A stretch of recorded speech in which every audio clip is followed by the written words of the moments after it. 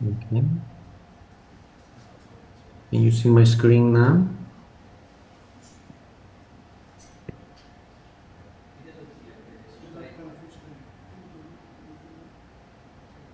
Can you see my screen now? It's okay, everything. Go ahead. Okay. So I'm going to present a case of percutaneous closure of a left ventricular pseudoaneurysm. Our patient is an 88-year-old male who presented with dyspnea on exertion and fatigue. He had a past medical history of inferolateral wall ST elevation MI 2 years prior to presentation, which was complicated with syncope and was treated with primary PCI of the right coronary artery. At the same time, he had moderate narrowings in the LAD and the circumflex arteries.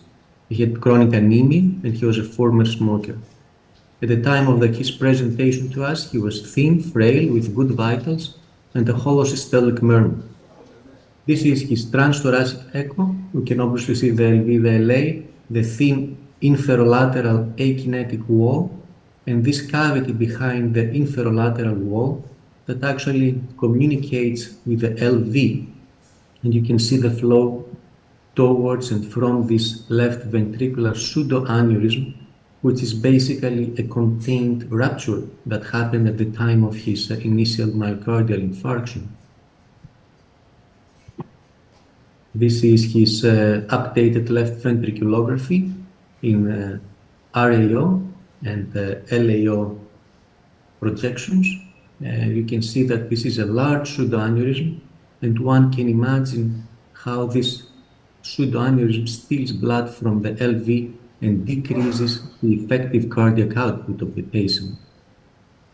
This is a CT image, again the akinetic inferolateral wall with the neck of the pseudoaneurysm that measures at about 14 millimeters and connects the LV to this cavity.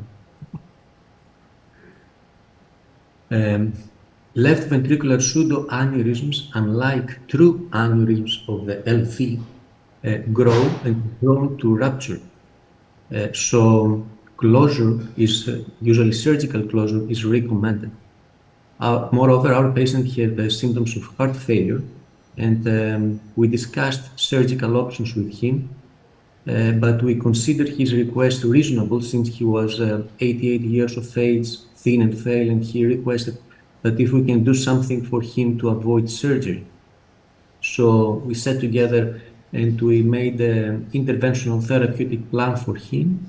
We measured the neck of the pseudoaneurysm at 14 millimeters. We're a little concerned about the proximity of the mitral subvalvular apparatus, and we ended up choosing an Amplacer muscular VSD 16 millimeters of waist device for closing. We decided to use general anesthesia for TE guidance. We obtained bifemoral arterial access, and we used an 8 French 90 centimeters destination sheath for delivery of the device. This is the device that we used, the Amplacer muscular VSD device, that has a waist of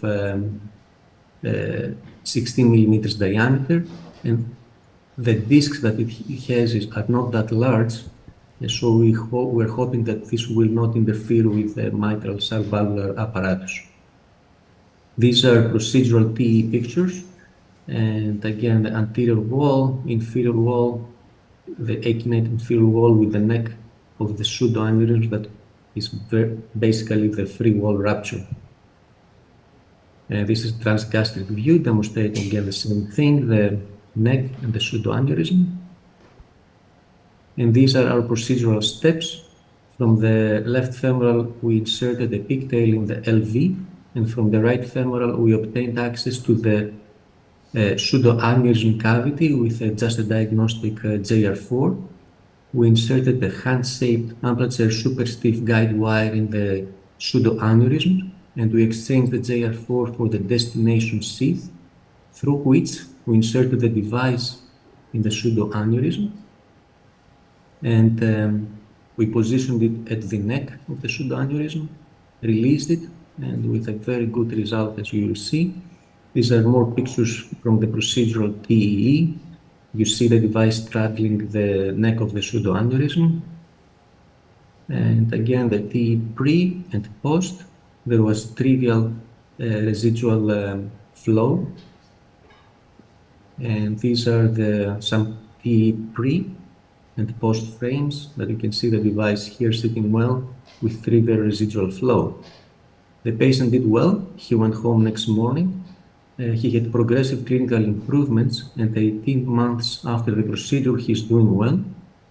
These are some of his transthoracic pictures at 1 year. You can see now the device sitting well in the inferolateral wall, and the left ventricular pseudoaneurysm has been thrombosed entirely.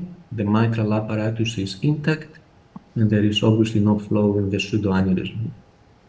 In summary, we presented a case of left ventricular pseudoaneurysm, which is a contained free wall rupture from inferior wall MI. It's a rare complication of MIs. Only 0.2% of MIs lead to pseudoaneurysm, but it's potentially lethal. Myocardial infarction is the most common cause of left ventricular pseudoaneurysm. 55% of pseudoaneurysms are caused from MI, 33% from surgery, 7% from trauma, and less commonly from infection.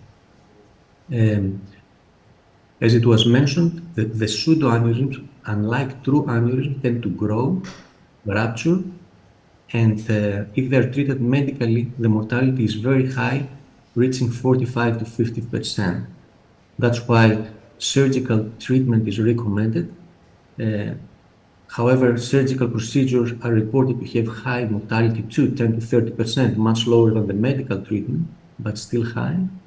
And percutaneous closure seems to be feasible. Of course, there are no randomized clinical trials in such a rare case. There are only case reports and case series of successful and feasible percutaneous closure. There is no standardized approach, no standardized device for this indication. That's why we need individualized approach, pre-procedural planning, very careful step by step, and teamwork. Thank you very much for your attention. Great case, difficult. How many days after the infarction did you recognize this complication? He came to us 2 years after his infarction. 2 years after, and Yeah. was still alive. 2 years. He was. Unbelievable. Dr. Hamilos, any comments?